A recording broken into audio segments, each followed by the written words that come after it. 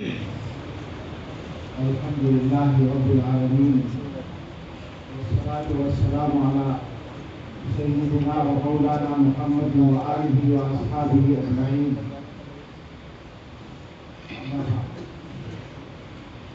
اللہ تعالیٰ کا شکر ادا کرتے ہیں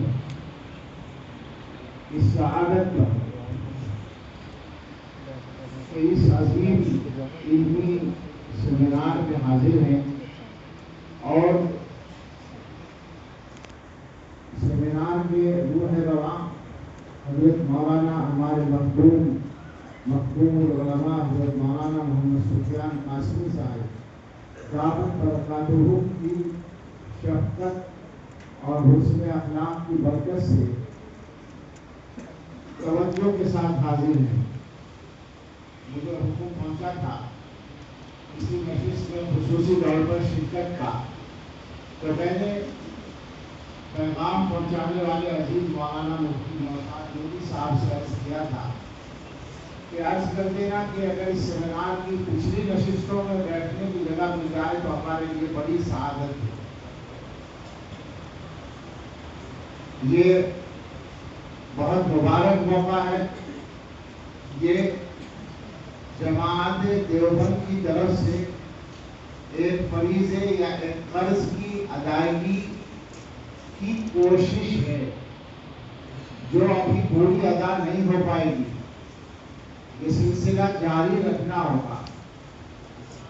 میں صبح دیر سے پہنچا تھا سبق پڑھانے کے بعد، تو دوسرے مخدوم اور حفیظ الانور حضرت مولانا سید احمد شاہ صاحب مسعودی دعوت برکاتہ کا بیان آخری مرحلے میں تھا اور ان کی زبان پر ایک تکلیف کے ساتھ کچھ شکوہ تھا.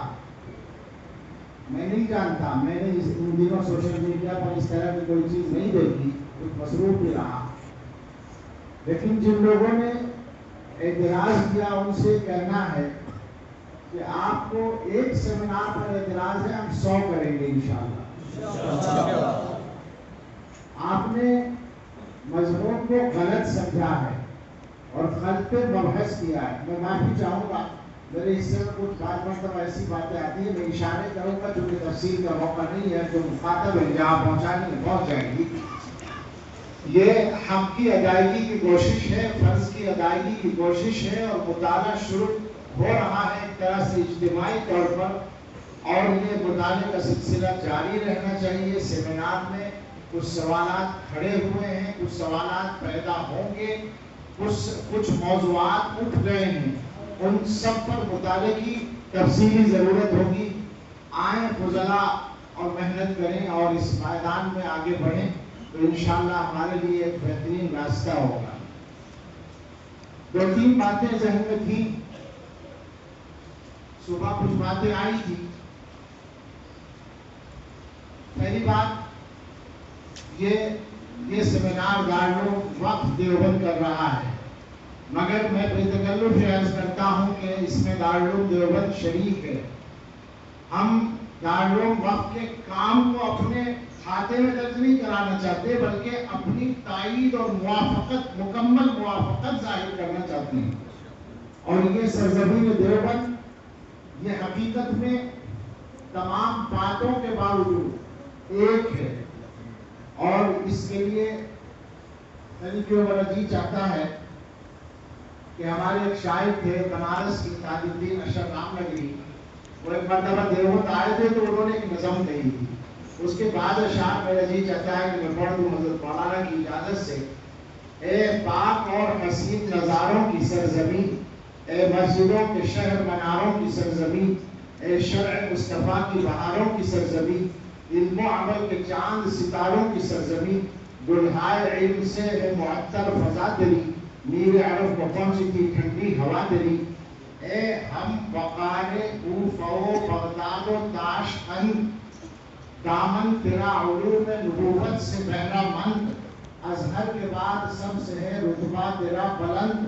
ہم تجھ پہ ناز کرتے ہیں اے عرض دیوبند، یہاں راضی و غزالی کے ہم پایا دفن ہیں.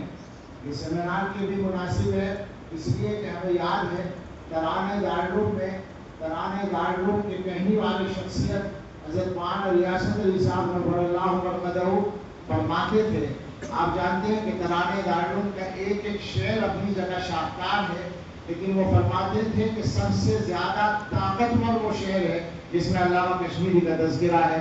رومی کی غزل، غازی کی غزل، غزالی کی تلقین یہاں روشن ہے جمال انور سے پیمان فخر الدین یہاں. تو یہاں غازی و غزالی کے ہم پایا دفن ہیں، مٹی میں کتنے گنجے گرامایا دفن ہیں.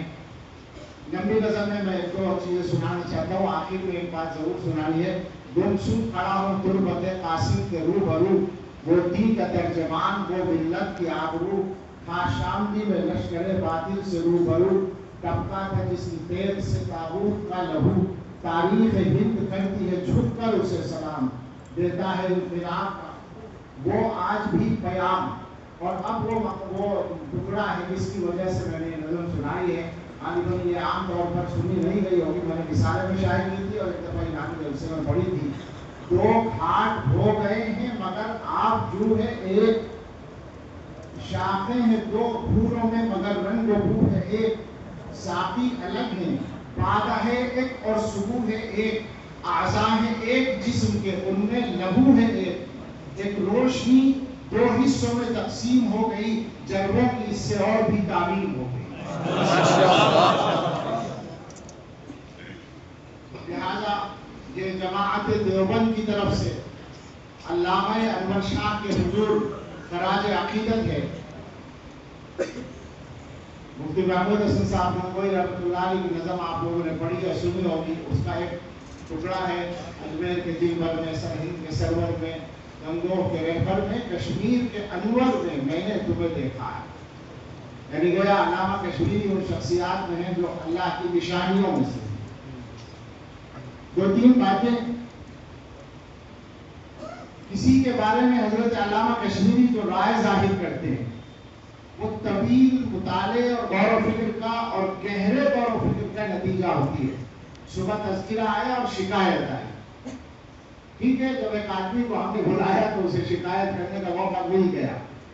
لیکن میں یہ عرض کرنا چاہتا ہوں اس کی صفائی بھی ہم نے دے دی. حضرت مولانا رحمانی صاحب دامت برکاتہ نے وضاحت کر دی.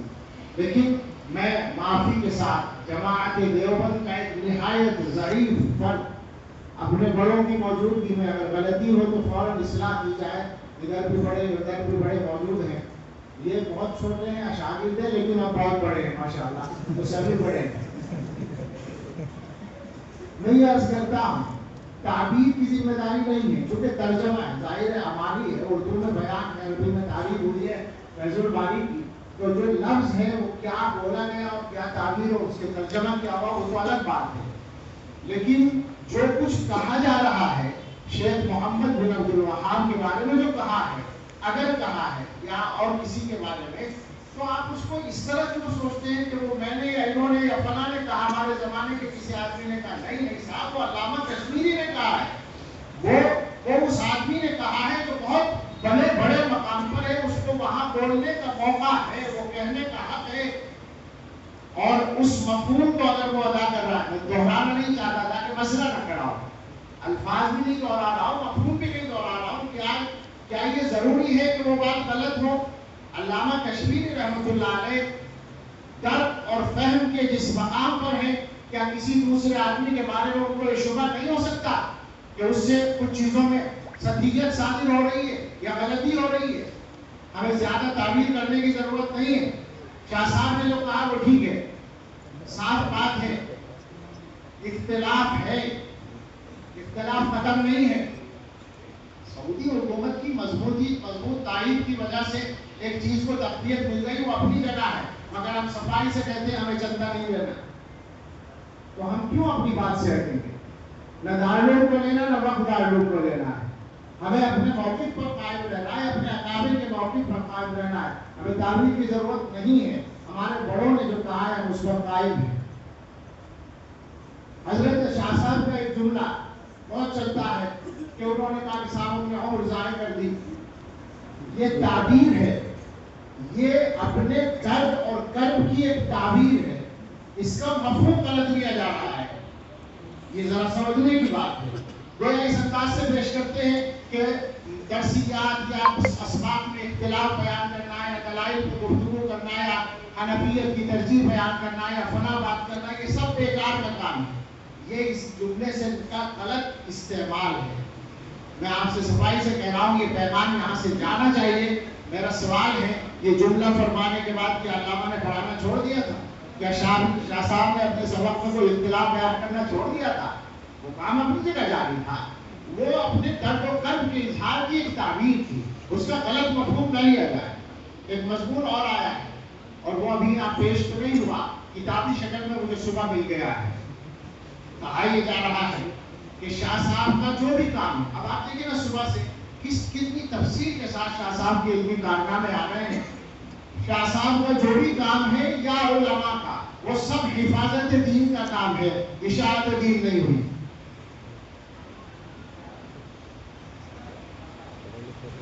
اب یہ ایک مسئلہ اس زمانے میں پیدا ہو رہا ہے. میں بالکل علماء کے اس مجمع میں اس مضمون کو پیش کرنا چاہتا ہوں. غیر مسلموں کو دین کی دعوت دینا امت کے فرائض میں سے ایک فریضہ ہے، بے شک تسلیم ہے. مگر کیا ہے کہ سب سے بڑا فریضہ ہے؟